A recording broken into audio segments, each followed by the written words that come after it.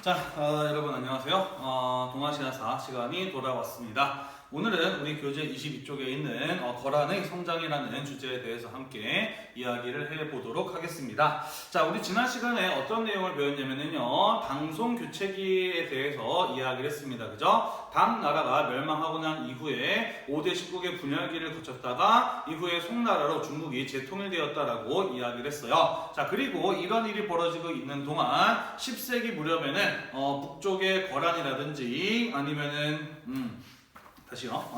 자, 이런 일이 벌어지고 있는 동안 한반도에서는 신라가 후삼국 시대로 분열되었다가 이후에 고려에 의해서 재통일되었다라고 이야기를 했었고요. 북방 유목지역에서는 거란족이 세운 요 나라라든지 이후에 11세기로 가게 되면 한구투족이 세운 서하라든지 여진족이 세운 12세기로 가게 되면 여진족이 세운 금나라라든지 하는 새로운 국가들이 등장을 하게 되었다라고 이야기를 했어요. 자, 그래서 10세기 이후의 동아시아는 새롭게 등장한 수많은 국가들 사이에 다원적인 국제관계가 형성되었다라고 이야기를 했고요. 그러면서 군사적인 대립과 충돌로 인해서 불안한 국제관계가 국제관계가 전개되었다라는 이야기를 했습니다. 자, 이번 시간에 그에 해당하는 나라들, 구체적인 나라들이 어떠한 나라들이 있었는지, 그 나라들이 어떻게 성장을 하고 발전을 나갔으며 그 국가들 사이에서 어떠한 외교관계가, 국제관계가 전개되었는지 하나씩 이야기를 해볼 겁니다. 이번 시간에는 그 첫 번째 시간으로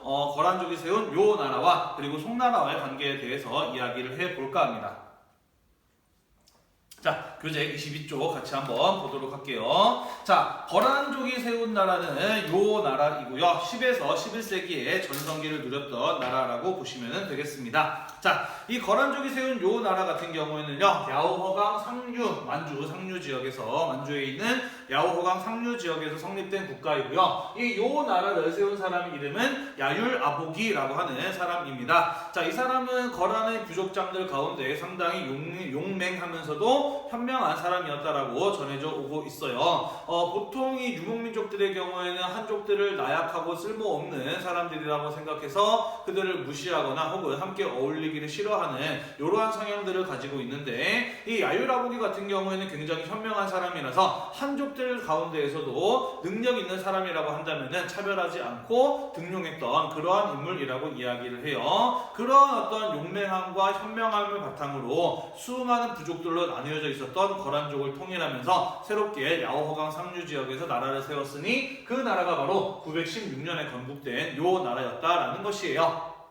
자, 이 요 나라가 성장을 하게 되는데 중요한 어떤 계기가 되었던 사건 몇 가지만 짚어보자면요. 첫 번째, 해동성국이라고 불렸던 옛 고구려를 계승한 발해를 멸망시키고 그 영역을 차지한 것을 들 수가 있습니다. 자, 발해 같은 경우에는 굉장히 우리가 알다시피 강력한 국가였어요. 그죠? 옛 고구려의 영광을 되살렸다라고 할 만큼 크고 강한 나라였는데 어쩌다가 이렇게 갑자기 멸망하였을까요?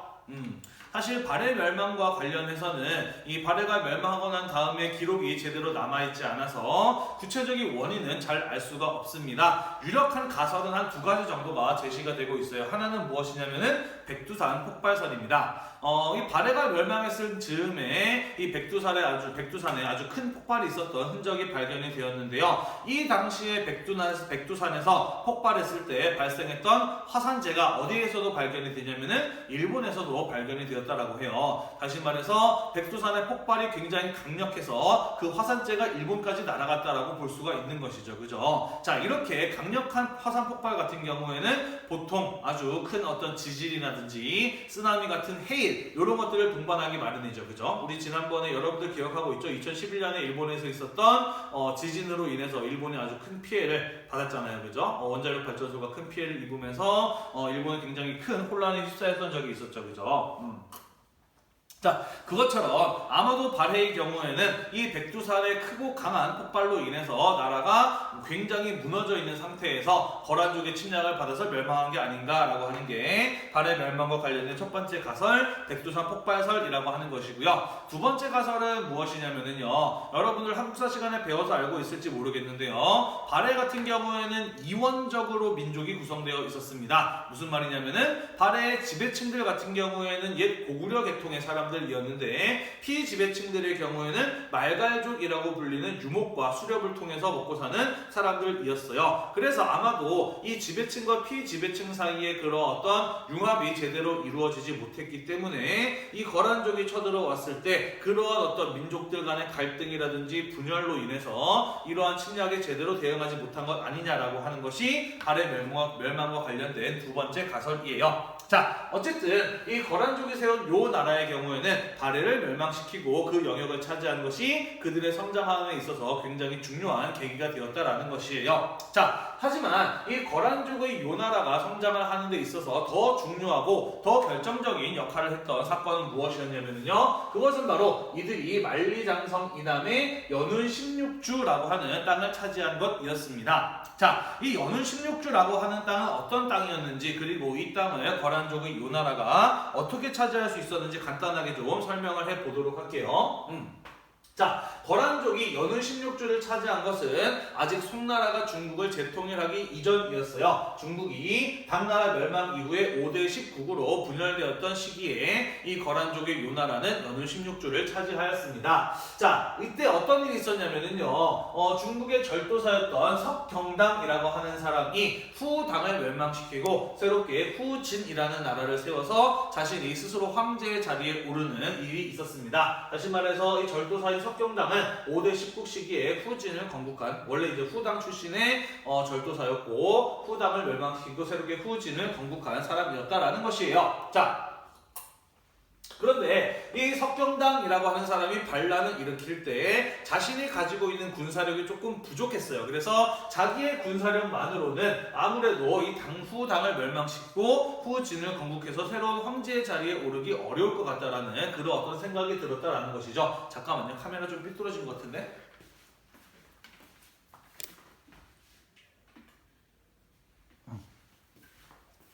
아니네요. 녹화가 잘 되고 있네요. 자, 그래서 자신의 힘만으로는 반란을 성공하기 어렵다라고 판단했던 석경당의 경우에는 그 과정에서 거란으로부터 군사적인 도움을 받습니다. 그래서 그 덕분에 자신이 황제의 자리에 오를 수 있었다라는 것이죠. 자, 하지만 다들 알다시피 세상에 공짜는 없어요. 그죠? 이 석경당이라는 사람이 거란에게 도움을 받은 대가로 약속하고 또 실제로 거란족에게 넘겨주었던 것이 무엇이냐? 그것이 바로 만리장성 이남의 땅이었던 연운 16주라고 하는 땅을 넘겨준 것이었다라는 것이에요. 할 양, 잘라서 양보하다, 잘라서 주다라는 뜻이죠. 자, 이 연운 16주라고 하는 땅, 선생님이 앞 페이지, 교재 21페이지 지도에 넣어놨는데, 자, 거기 보시면은 이런 표시 있을 거예요. 요 화살표, 송 화살표, 그 화살표가 만나는 지점에 이렇게 둥그렇고 반원처럼 생긴 땅이 진하게 표시가 되어 있을 겁니다. 이 땅이 바로 이 연운 16주라고 하는 땅이에요. 자, 이 연운 16주는 선생님이 아까 이야기했죠. 만리장성보다 남쪽에 있는 땅입니다. 다시 말해서 농경지역인가요? 유목지역인가요? 농경지역이에요. 그죠? 자, 그래서 이 연운 16주 같은 경우에는 만리장성 이남의 농경지역이었기 때문에 거란족에게 있어서는 굉장히 유목민족이었던 거란족에게 있어서는 상당히 우수한 경제력을 확보할 수 있는 중요한 땅이었다라는 것이죠. 뿐만 아니라 만리장성 이남의 땅이다 보니까 이 땅을 가지고 있다라고 한다면은 중국 본토로 진출함에 있어서 만리장성을 넘는다라는 장벽 하나를 없앨 수 있는 그러한 효과를 거둘 수 있는 땅이에요. 다시 말해서 군사적으로도 굉장히 중요한 땅이 바로 이 연운 16주라고 하는 땅이었다라는 것이죠. 그래서 이 연운 16주를 차지하게 되었던 것이 이 거란족이 성장하는 데 굉장히 중요한 계기가 되었다라는 것입니다. 자, 그리고 석경당 같은 경우에는요, 이 연운 16주를 거란족에게 넘겨줬을 뿐만 아니라 자기를 도와준 거란을 섬기기까지 해요. 그들에게 조공을 바치고 책봉을 받는 모습도 보이기도 합니다. 다시 말해서 한족들 입장에서 석경당은 어떤 사람이었다라고 볼 수 있을까요?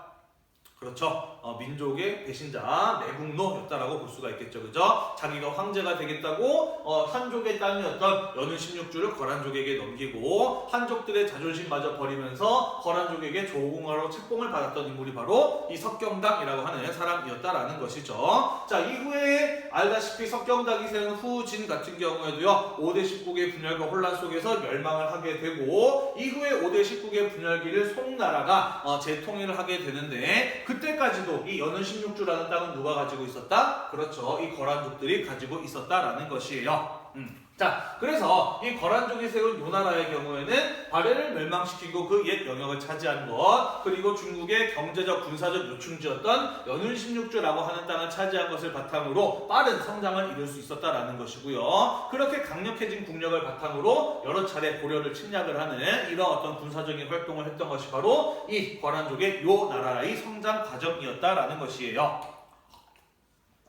자, 이렇게 성장한 요 나라는 이후에 송나라와 중국을 재통일한 송나라와 충돌을 하게 됩니다. 왜 충돌을 하게 되느냐? 자, 거란족 같은 경우에는요, 그들이 가지고 있었던 연운 16주를 바탕으로 계속해서 남쪽으로 진출하면서 더욱더 넓은 땅과 경제력을 가지려고 했습니다. 자, 반대로 중국을 재통일한 송나라 입장에서는요, 이런 어떤 거란족과 같은 북방 유목민족의 침략을 막기 위해서는 이 연운 16주라고 하는 경제적 군사적 요충지를 반드시 다시 한족의 손으로 되찾을 필요가 있었다라는 것이죠. 자, 그래서 이 연운 16주를 바탕으로 진출하고자 했던 거란족과 그리고 연운 16주를 되찾아서 중국 본토를 지키려고 했던 송나라 사이에 군사적인 충돌이 벌어지게 되었다라는 것이에요.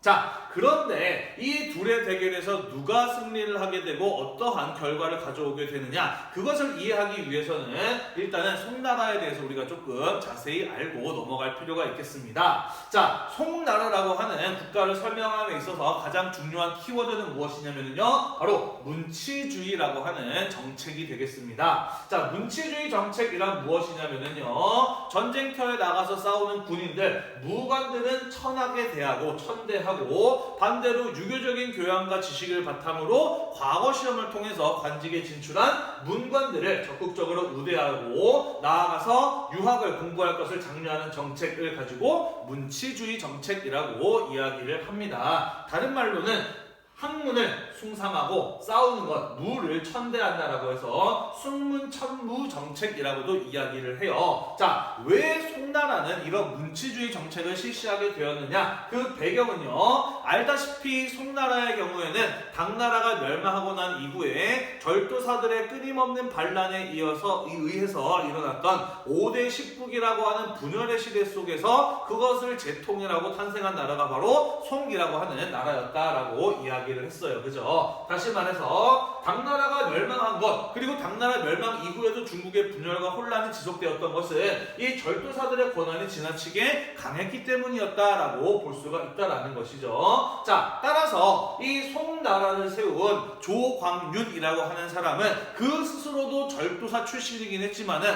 나와 같은 인물이 자신이 송나라를 세우고 난 이후에는 더 이상 나와서는 안 된다라고 판단했던 거예요. 그죠? 송나라가 이후에 중국을 안정적으로 지배하고 또 중국을 재통일하기 위해서는 철저하게 절도사 세력들의 힘을 약화시키고 나아가서 이 절도사라고 하는 것 자체를 없애버릴 필요가 있었다라는 것이죠. 자, 그래서 지방의 독자적인 군사력과 경제력을 가지고 있었던 유능한 군지휘관이었던 이 절도사들의 세력을 억압하기 위해서 문치주의 정책을 실시했던 것이에요. 그리고 그들의 권한을 하나씩 둘씩 회수해가면서 나중에는 이 절도사 제도 자체를 폐지하는 데까지 이르게 됩니다.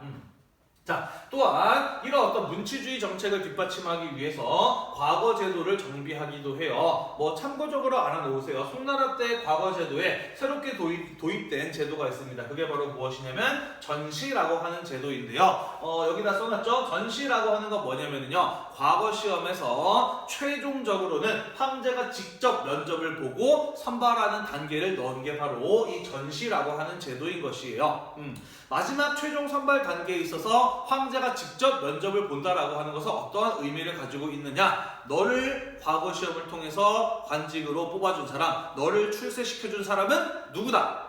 황제다라고 하는 것을 분명히 인식을 시키는 겁니다. 그러면서 황제에 대한 충성도를 높이는 효과를 거두었던 게 바로 전시라고 하는 제도이고요.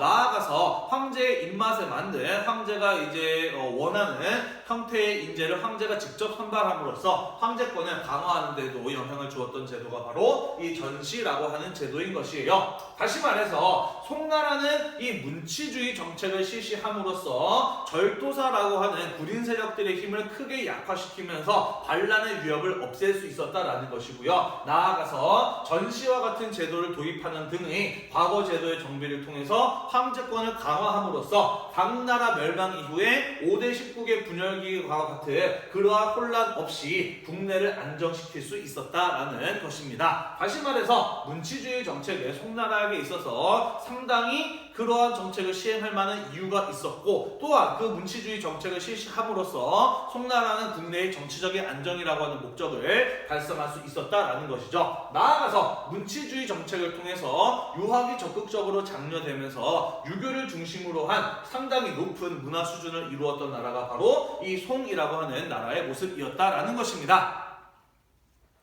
다만 무관을 천대하는 문치주의 정책을 실시하다 보니 어떠한 현상이 일어나게 되었느냐? 자, 송나라에서 군인의 사회적 지위는 어떻게 되었을까요?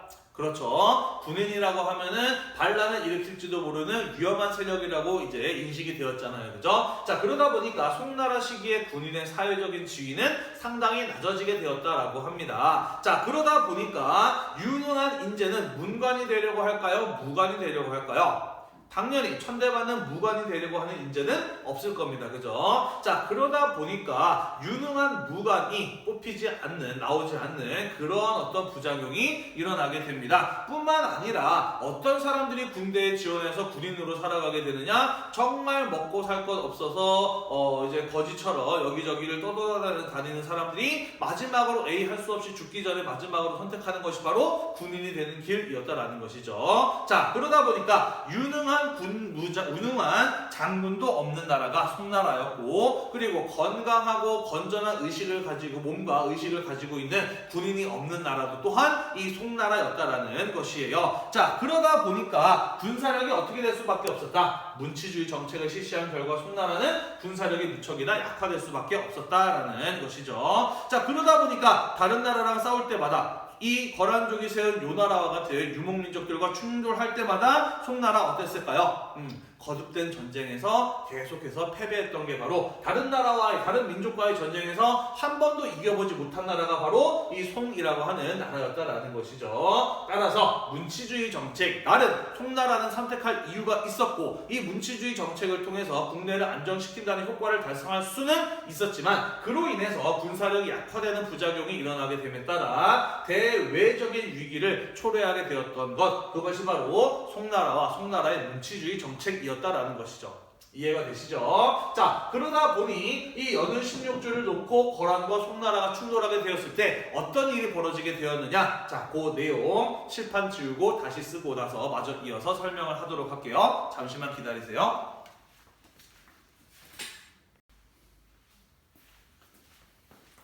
자, 마저 이어서 살펴보겠습니다. 자, 그래서 송나라의 경우에는 문치주의 정책을 실시해서 황제권을 강화하고 국내 정치를 안정시킬 수 있었지만 군사력인 약화로 인해서 대외 관계의 위기를 초래하게 되었다라고 이야기를 했어요. 자, 그래서 연운 16주를 놓고 군사적인 충돌을 벌였던 송과 요나라, 어떤 일이 벌어지게 되느냐? 송나라 싸울 때마다 집니다. 그러면서 요나라의 군대는 점차 송나라의 수도였던 카이펑을 향해서 다가오게 됩니다. 자, 그러면서 이 요나라의 군대는 걸어서 하루 정도 거리면은 송나라의 수도였던 카이펑에 도달할 수 있는 곳까지 밀고 내려오게 돼요. 자, 그러면서 송나라는 수도가 함락될지도 모른다, 나라가 망할지도 모른다라고 하는 그런 어떤 중대한 국가적인 위기에 처하게 됩니다. 자, 하지만 이 송나라의 관료들의 경우에는요, 항복하기보다는 끝까지 싸울 것을 결정을 하게 되는데요. 이것은 사실 요나라 입장에서 굉장히 불편한 상황이었어요. 자, 왜 그랬냐면은 이 요나라 같은 경우에는 거란족의 경우에는 유목민족이에요. 군사력은 강력합니다. 싸울 때마다 이길 수 있다는 자신감을 가지고 있기는 해요. 자, 하지만 전쟁은 군사력만으로 하는 게 아니죠. 전쟁을 계속 이어나가기 위해서는 그러한 군사력을 뒷받침해 줄 수 있는 경제력이 필요로 합니다. 다시 말해서 전쟁이 길어지게 되었을 때 그 군대를 먹여 살릴 그런 어떤 전쟁의 비용을 계속해서 부담하는 것은 거란족 요나라 입장에서는 상당히 큰 어떤 어려움이 아닐 수 없었다라는 것이죠. 자, 그래서 송나라는 계속해서 지기 지기는 했지만 농경 국가였기 때문에 전쟁을 장기전으로 끌고 나갔을 때 버틸 수 있는 힘을, 경제력을 가지고 있었던 반면 전쟁이 장기전으로 길어지게 될 경우에는 거란족의 경우에는 군사력을 뒷받침할 수 있는 경제력이 부족해지는 그런 어떤 위기 상황을 또 겪을 수가 있었다라는 것입니다. 자, 이러한 상황에서 송나라가 먼저 제안을 하게 되면서 두 나라 사이에서의 평화협정이 맺어지게 됩니다. 그게 바로 무엇이냐면 전연의 맹약이라고 하는 것이었어요. 전연이라고 하는 송나라의 수도였던 카이펑에서 걸어서 하루 정도 있는 거리에 있는 곳에서 요와 송 사이에서 평화협정이 맺어지게 되었으니 그게 바로 1004년에 맺어진 전연의 맹약이라고 하는 것이에요. 송나라와 요나라가 모여서 맹세하고 약속했다고 해서 전연의 맹 또는 전연의 맹약이라고 이야기를 합니다. 자, 그래서 두 나라 사이에서 맺어진 평화협정의 내용은 무엇이었느냐? 요나라는 더 이상 송나라를 침략하지 않는다라는 것을 약속을 했습니다. 그리고 그 대가로 송나라는 요나라에게 무엇을 약속을 했느냐? 매년 두 번 썼네요. 매년마다 막대한 양의 비단과 은을 제공을 하기로 했습니다. 자, 그것을 가지고 뭐라고도 이야기를 하냐면요, 해마다 주는 돈이다라는 의미에서 세패라고도 이야기를 해요. 다시 말해서 송나라는 평화의 대가로 더 이상 요나라가 송나라를 침략하지 않는 대가로 매년마다 그들에게 막대한 돈을 주기로 약속을 한 것이 바로 이 전연의 맹약이라고 하는 것이다라고 볼 수가 있습니다. 자, 왜 이러한 내용의 조약이 맺어지게 되었느냐? 자, 아까도 이야기했듯이 거란족, 요나라의 경우에는 유목민족이기 때문에 경제력이 뛰어나지 않은 사람들이에요. 전쟁이 장기전으로 이어지게 되었을 때 전쟁 비용의 부족에 시달릴 수 있다라고 이야기를 했습니다. 무엇보다도 이들 거란족의 요나라가 계속해서 남쪽으로 침략을 해왔던 이유는 농경지역을 더 많이 차지하면서 거기에서 나오는 더 풍부한 경제력을 갖기 위함이었다라는 것이죠. 다시 말해서 송나라는 그들이 남쪽으로 침략해서 내려오는 목적인 돈을 매년마다 그들에게 지불함으로써 침략을 방지하는 그러한 내용의 조약을 체결하고자 하였다라는 것입니다. 또한 이러한 내용의 조약이 맺어질 수 있었던 까닭은 무엇이냐면요, 자, 송나라 같은 경우에는 문치주의 정책으로 인해서 군사력은 약할지 모르지만 송나라 시기에 가게 되면요, 강남 지역, 우리 예전에 배웠죠, 그죠? 위진 남북조 시대 때 위진 남북조 시대 때 북쪽의 5호가 화북으로 내려오게 되면서 화북의 한족들이 강남으로 내려가게 되면서 지나치게 물이 많아서 농사짓기 어려웠던 강남 지역을 개발하면서 본격적으로 강남이 중국의 경제 중심지로 발전하게 된다라는 내용 배웠잖아요, 그죠? 그러한 강남 지역의 개발이 계속해서 이어지게 되면서 송나라 시기 가게 되면은 이 강남 지역을 중심으로 농업 생산력이 대단히 눈부시게 발전하는 그러한 모습을 보이게 됩니다. 농사 지을 수 있는 땅이 많이 늘어나기도 했고요. 농업 기술 자체도 발전하게 되면서 송나라는 경제적으로 굉장히 풍요로운 나라로 발전을 하게 됩니다. 지금까지 있었던 그 역대 어떤 한족 왕조들보다 대단히 경제력이 뛰어났던 나라가 바로 이 송나라예요. 게다가 송나라 같은 경우에는 문치주의 정책을 통해서 상당히 높은 문화 수준을 가지고 있는 나라였기 때문에 주변의 많은 나라들이 송나라의 물건을 수입하고 싶어 했어요. 송나라와의 교역을 원했습니다. 그래서 송나라 같은 경우에는 해상 교역을 바탕으로 상당히 풍부한 경제력을 또 누릴 수 있었던 나라가 바로 이 송나라였어요. 다시 말해서 송나라의 경우에는 강남 지역을 중심으로 농업 생산력이 발전하면서 또한 다른 나라들과의 국제 무역이 발전하면서 역대급으로 굉장히 풍요로운 나라, 경제적으로 막강한 경제력을 가지고 있었던 나라가 바로 이 송나라였다라는 것이죠. 그랬기 때문에 송나라는 요나라에게 매년마다 평화의 대가를 지불하면서 돈으로 나라를 지키는 것이 가능했다라는 것입니다. 그래서 그러한 어떤 상황 속에서 요와 송 사이에서 평화조약이 맺어지게 되었으니 그게 바로 전연의 맹약이었다라는 것이에요. 그래서 그 내용은 요나라는 더 이상 송나라를 침략하지 않는다. 그리고 송나라는 매년마다 그들에게 막대한 양의 비단과 은을 세패로 제공한다라는 그러한 내용이 들어있었고요. 교과서에는 안 나와있습니다만은 나아가서 송나라는 그래도 자존심만은 챙기고 싶어 했어요. 비록 돈을 주고 평화를 사긴 했지만 한족의 나라고 또 유학이 화이관이라고 하는 그런 어떤 세계관을 가지고 있는 유학을 장려했던 나라였기 때문에 그런 어떤 중화사상적인 자존심을 꼭 지키고 싶어 했어요. 자, 그래서 대신에 송나라가 형, 요나라가 동생이 그런 어떤 형제 관계를 맺어서 사이좋은 형제 관계로 남기로 했던 내용이 바로 이 전연의 맹약이라고 하는 내용이었다라는 것이에요. 이해가 되시나요? 자, 그래서 우리 이렇게 해서 10에서 11세기 요나라, 거란족이 세운 요나라가 전성기를 맞이하면서 동아시아의 국제질서를 주도했던 상황에 대해서 살펴보았고요. 그와 더불어서 송나라의 문치주의 정책과 요와 송나라 사이에서 어떠한 국제관계가 있었는지에 대해서 쭉 한번 이야기를 해보았습니다. 얼추 내용이 정리가 되셨죠? 그죠? 자, 마지막으로 이 거란족 요나라가 실시했던 이원적 통치 정책에 대해서 이야기를 해보도록 하겠습니다. 자, 이원적 통치 정책이라고 되어 있어요. 무슨 말이냐면은 거란족의 요나라는 나라를 다스림에 있어서 두 가지의 방식을 사용하였다라는 말이 되겠죠. 자, 왜 거란족의 요나라는 나라를 다스림에 있어서 두 가지의 방식을 사용해야 했느냐? 자, 그 이전에도 유목민족으로서 중국 농경 지역을 차지했던 사람들이 있었습니다. 그게 바로 선생님이 아까 이야기했던 위진 남북조 시대 때 북방 유목 지역에서 화북 지역으로 내려와서 그 지역을 차지했던 5호 16국의 사람들이었어요. 그죠? 자, 그런데 이 거란족의 요나라나 그리고 5호와 어떠한 차이점이 있었느냐? 자, 이 5호 16국 같은 경우에는요, 연평균 기온이 급격하게 내려가게 되면서 그들이 살고 있었던 유목지역에 사람이 살아갈 수 없는 땅이 됨에 따라 그 유목지역을 버리고 화북으로 남쪽으로 내려온 사람들이었다라는 것이죠. 다시 말해서 이들은 원래 그들이 살고 있었던 유목지역을 떠나서 전부 다 화북이라고 하는 농경의 지역으로 온 사람들이었단 말이에요. 다시 말해서 이들은 선택의 여지가 없었다라는 것입니다. 자, 그러다 보니까 이들은 소수의 유목민족이 절대 다수의 한족들이 살고 있는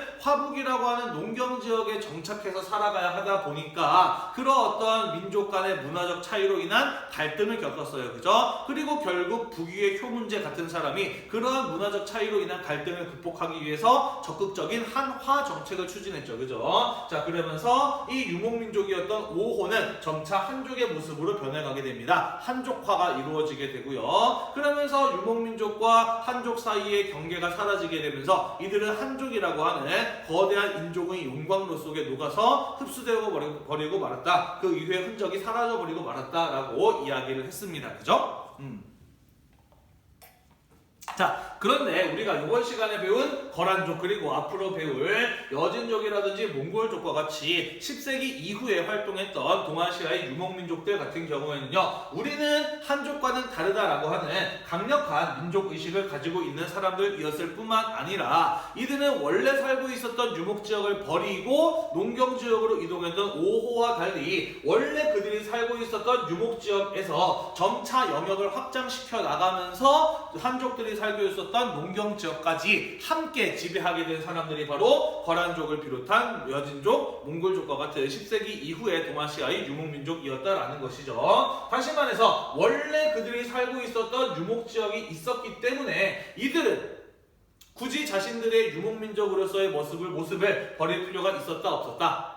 없었다라는 것이에요. 그죠? 자, 그렇기 때문에 이들은 만약에 문화적 차이로 인해서 한족과 농경민족과 유목민족 사이에 어떤 갈등이 빚어질 것 같다라고 한다면은 굳이 한데 어울려서 살지 않으면 되는 겁니다. 그죠? 유목민족은 유목민족으로서의 어떤 문화적인 모습을 간직하면서 유목지역에 살면 되는 거고, 그죠? 농경민족들의 경우에는, 한족들의 경우에는 농경지역에 살면서 그들의 모습을 그냥 그대로 갖고 있으면 되는 것이었다라는 것이죠. 자, 그랬기 때문에 거란이라든지 여진이라든지 몽골이라든지 이러한 민족들의 경우에는 굳이 자신들의 모습을 버려가면서 한족화할 필요가 없었다라는 것이고요. 자신들의 고유의 풍습, 모습을 그대로 문화적인 특징을 유지할 수 있었다라는 것입니다. 다만 어쨌든 이들은 농경지역도 함께 지배를 하게 되었기 때문에 그 농경지역을 어떻게 통치할 것인가의 문제가 남아 있었다라는 것이에요. 자, 그런데 여기서 이 농경지역을 자신들이 기존에 살아왔던 그런 어떤 고유의 유목민족의 모습으로, 유목민족의 제도로 농경지역을 다스리면 어떤 일이 벌어지게 될까요? 그렇죠. 일단은 문화적 차이로 인한 갈등을 빚게 될 뿐만 아니라 애당초 농경지역은 유목지역하고 자연환경이라든지 지금까지 살아왔던 방식이라든지 그런 것들 자체가 다르기 때문에 이 유목민족의 방식으로 지배할 수가 없는 게 농경지역입니다. 그죠? 자, 그래서 이 거란족부터 시작을 해서 이 농경지역과 유목지역을 함께 지배하게 된 유목민족들은 어떠한 방식을 사용을 하느냐? 농경민이 살고 있는 지역과 유목민이 살고 있는 지역을 분리해서 각각의 지역에 맞는 방식으로 통치를 하는 두 가지의 방식을 적용하는 이원적 통치 정책을 실시하였다라는 것이에요. 이해가 되시나요? 자, 그것이 바로 거란족 요나라가 실시했던 남면관 북면관제라고 하는 통치 방식이 되겠습니다. 몽골족 같은 경우에는 이원적 통치 정책을 실시했다고 보기에는 조금 어려워요. 나중에 이야기하겠습니다만은 거란족이라든지 여진족까지는 그에 대한 해당하는 내용이라고 볼 수 있겠네요. 몽골족은 지우는 게 낫겠다. 몽골족은 조금 다른 방식을 사용했으니까. 자, 아무튼 그래서 거란족의 경우에는 농경민족과 유목민족을 분리해서 통치를 하는 이원적 통치 정책을 실시하였고 그것은 바로 남면관, 북면관제라고 하는 것이었다라는 것입니다. 자, 어떤 식으로 통치하는 것이었느냐? 선생님 교재 22쪽 오른쪽에도 넣어놨는데요. 이런 거예요. 요 나라의 황제는 농경지역과 유목민 사회를 동시에 지배하는 사람이었지만은 이 두 개의 지역은 서로 다른 성격을 가지고 있었기 때문에 하나의 방식으로 통치할 수 없었다라는 것입니다. 그래서 유목민 사회의 경우에는 원래 그들이 살고 있었던 부족제의 방식으로 그 유목민 사회를 통치를 했습니다. 우리는 그 제도를 가지고 요 나라는 그 제도를 가지고 북면관제라고 불렀다라는 것이에요. 그래서 원래 유목민들이 살고 있었던 부족제의 방식으로 거란족을 비롯한 유목민족들을 통치하였다라는 것입니다. 반대로 이 농경민들 같은 경우에는요, 땅에 붙어서 사는 사람들이기 때문에 부족제의 방식으로 통치할 수 없는 사람들입니다. 그죠? 그렇기 때문에 당나라 때부터 이 사람들은 전국을 주와 현으로 나누어서 통치를 하는 주현제를 실시했잖아요. 그죠? 원래 그 사람들이 사용하고 있었던 주현제의 방식으로 농경민 사회를 지배했던 것입니다. 이런 식으로 한족들을 주현제의 방식으로 지배하는 제도를 가지고 요 나라에서는 남면관제라고 불렀다라는 거예요. 자, 그래서 거란족의 경우에는 농경민과 유목민을 각각의 지금까지 그 사람들이 살아왔던 방식에 따라서 남면관제, 북면관제, 주현제, 부족제로 나누어서 통치라는 나라를 다스림에 있어서 두 가지의 방식을 이용을 하는 이원적 통치 정책인 남면관, 북면관제라고 하는 제도를 실시하였다라는 것이에요. 이해가 되시죠? 그죠? 자, 그리고 두 가지만 더 언급을 할게요. 자, 그리고 이들의 경우에는요, 아까도 이야기했듯이 그들 고유의 풍습을 유지하면서 한족들과 융합되기를 거부하였다라고 이야기를 했어요. 한족화되기를 거부했다라고 이야기를 했죠. 자, 그래서 거란족이라든지 여진족이라든지 요거는 몽골족도 해당하네요. 몽골족 같은 경우에는 중국의 문자인 한자를 배워서 사용하기보다는 자신들의 언어를 그대로 표현할 수 있는 그들만의 문자를 만들어 사용을 하였습니다. 그래서 거란족의 경우에는 거란 문자를 만들어서 사용하는 모습을 볼 수 있었다라는 것이에요. 여진족도요, 여진 문자 만들어서 사용을 했고요. 몽골족 같은 경우에도 자신들의 언어를 표현할 수 있는 파스파 문자라고 하는 걸 만들어서 사용을 했어요. 그거 나중에 뒤에 가서 또 이야기를 할 겁니다. 자, 그리고요, 요거 같은 경우에도 거란과 여진 그리고 몽골에도 해당이 된다라고 볼 수가 있겠네요. 자, 이들의 경우에는 유목민족입니다. 국가를 다스림에 있어서 법과 제도도 필요하지만 그것을 뒷받침해 줄 수 있는 통치의 사상도 필요하다라고 이야기를 했어요. 그리고 기존의 한족들이 사용하고 있었던 통치의 사상인 유교에는 화이관, 중화사상 이런 것들이 들어가 있기 때문에 자신들을 오랑캐라고 표현을 하는, 오랑캐로 여기는 그런 어떤 유교를 통치의 사상으로 활용할 수 없었다라고 이야기를 했죠. 그죠? 그래서 거란과 여진, 몽골족들의 경우에는 5호 16국과 마찬가지로 불교를 숭상을 하는 모습을 볼 수 있었다라는 것이에요. 이해가 되시죠? 자, 이렇게 해서 우리 거란족이 이 동아시아의 국제 질서를 주도했던 10에서 11세기의 내용들을 쭉 한번 살펴보았고요. 그러면서 동아시아의 국제 관계가 어떻게 전개되었는지, 거란족의 요나라는 어떠한 방식으로 그들이 정복한 지역을 통치했는지에 대해서 쭉 한번 이야기를 해보았습니다. 다음 시간에는요, 마저 이어서 11세기, 12세기로 넘어가서요, 탕구투족이 세운 서하라는 나라와 그리고 여진족이 세운 금나라에 대해서 이야기를 해보도록 하겠습니다. 오늘도 여러분들 공부하느라고 대단히 고생이 많으셨고요. 오늘 내용이 여러분들의 공부에 도움이 되셨다면 구독과 좋아요 잊지 말고 눌러주세요. 수고했습니다. 안녕.